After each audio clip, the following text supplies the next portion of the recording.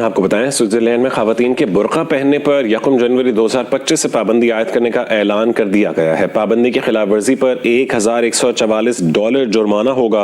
18 ऐसा देश है जहां पर ऑलरेडी हिजाब को जो है वो बैन किया जा चुका है और अब स्विट्जरलैंड को भी में भी बैन हो चुका है। मुसलमान खवातीन अवामी मकामात पर बुर्का नहीं ओढ़ सकेंगी।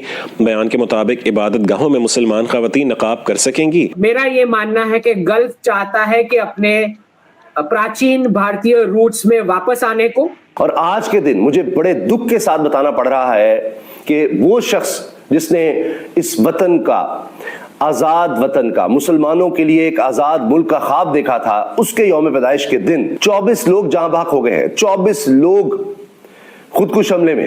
रेलवे स्टेशन पे जहां पर जी टिकट के लिए लोग खड़े थे और टिकट लेने के लिए लोग जाते हैं, वहां पर ब्लास्ट किया गया है। ट्रेन अभी तक प्लेटफॉर्म पर नहीं लगी थी कि धमाका हो गया। धमाका रेलवे स्टेशन पर टिकट घर के करीब हुआ। कमिश्नर कोयटा मोहम्मद हमजा शफकात ने तस्दीक की है कि रेलवे स्टेशन पर धमाका खुदकुश था। राम मंदिर के बाद तो आप जानते ही हैं कि सबके पूर्वज राम ही है, क्योंकि कोई बाहर से नहीं आया, एक भी भारतीय मुसलमान बाहर से नहीं आया, एक भी कोई पाकिस्तानी बाहर से नहीं आया है, वो तो यहीं रहते थे। हम पाकिस्तान को कहते हैं पगलिस्तान है, कब्रिस्तान है, लेकिन देखिए पाकिस्तान की लड़कियां तो बड़े मस्त, एकदम बड़ी हॉट एंड चिक बन करके घूमती हैं। तो जो डीएनए जो आपको मिला है वो प्रभु श्री राम वाला ही मिला है। जो आप शीशा देखोगे तो शीशे में साफ दिख रहा है, मतलब आपको एक्टिंग करनी है आप कर सकते हैं, पर शीशे में क्लियर दिख रहा है कि ये वही नाक है, वही आंख है और वही हाइट है और वही स्किन कलर है। दोस्तों 2021 में एक रेफरेंडम हुआ था स्विट्जरलैंड में टू बैन हिजाब। अब स्विट्जरलैंड में हिजाब को बैन कर दिया गया है। इसका मेन कारण है सिक्योरिटी। कोई भी आतंकवादी हिजाब पहनकर कहीं भी जाकर फट सकता है, एंड ऐसा हुआ भी है। यूरोप ने ऑलरेडी ऐसे कई सारे आतंकवादी हमले झेले हैं जिससे टेररिस्ट हिजाब पहनकर सुसाइड अटैक करते हैं। और आज सुबह ही पाकिस्तान के कुवैत में ऐसा ही सुसाइड अटैक हुआ जिसमें करीब 40 लोग इंजर्ड हो गए और 26 से ज़्यादा लोगों की मौत हो गई। इस अटैक की जिम्मेदारी भी BLA ने ली है और ये सुसाइड अटैक एक रेलवे स्टेशन में किया गया। पिछले कई सालों में कभी TTP तो कभी BLA। 18 ऐसा देश है जहां पर ऑलरेडी हिजाब को जो है वो बैन किया जा चुका है और अब स्विट्जरलैंड को भी में भी बैन हो चुका है। अब आपने बिल्कुल सही कहा अंबर के स्विट्जरलैंड हम हमेशा बहुत ही फास्ट, मॉडर्न और freedom of speech, freedom of expression के हिसाब से और बहुत ही शिक्षित हिसाब से, बहुत ही मॉडर्न हिसाब से हमने स्विट्जरलैंड को देखा है। तो वहां पर जिस हिसाब से उन्होंने सिक्योरिटी के बहुत सारे तथ्य दिखाए हैं, सिक्योरिटी का एक बहुत सारा उन्होंने जो रेफरेंस दिया है और बहुत सारे एग्जाम्पल्स दिए हैं, बहुत सारे केसेस को उन्होंने सामने में रखा है कि ये कारण हुआ है जिसकी वजह से हिजाब बैन होना चाहिए। तो वो सारे कारण हमारे भारत में भी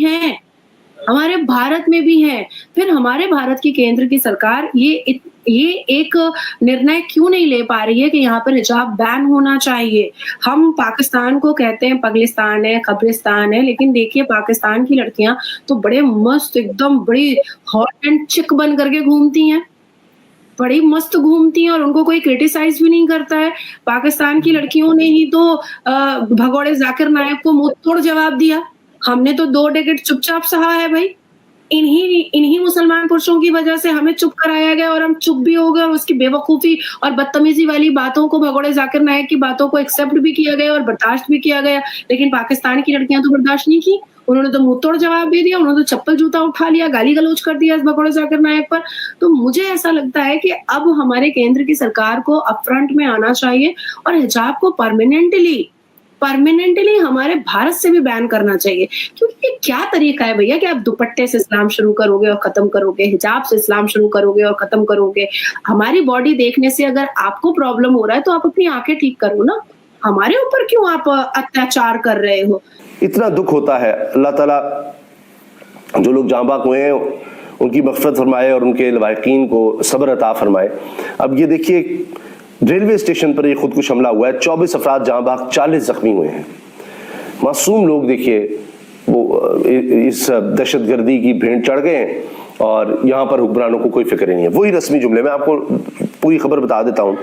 कोयटा रेलवे स्टेशन के प्लेटफॉर्म पर खुदकुश धमाके में खातून समेत 24 अफराद जाँ बहक और 40 अफराद जख्मी हुए। रेलवे हुकाम के मुताबिक जाफर एक्सप्रेस ने 9 बजे पेशावर के लिए रवाना होना था। ट्रेन अभी तक प्लेटफॉर्म पर नहीं लगी थी कि धमाका हो गया। धमाका रेलवे स्टेशन पर टिकट घर के करीब हुआ। कमिश्नर कोयटा मोहम्मद हमजा शफकात ने तस्दीक की है कि रेलवे स्टेशन पर धमाका खुदकुश था। खुदकुश बमबार सामान के साथ रेलवे स्टेशन में दाखिल हुआ। ऐसे किसी शख्स को रोकना मुश्किल होता है जो खुदकुश हमले के लिए आए। बस ठीक है, ये कह के आप बरी जमा हो जाए। दूसरी जानिब सिविल अस्पताल कोयटा के डॉक्टर नूरुल्लाह के मुताबिक अस्पताल में इमरजेंसी नाफिज कर दी गई। तिब्बी इमदाद के लिए इजाफी डॉक्टर्स और अमला तलब कर लिया गया। Police surgeon doctor Ayesha Faiz ने धमाके में खातून समेत 24 मुसाफिरों के जाँ बहक होने की तस्दीक की है। वज़ीर आला बलूचिस्तान का सुन लीजिए।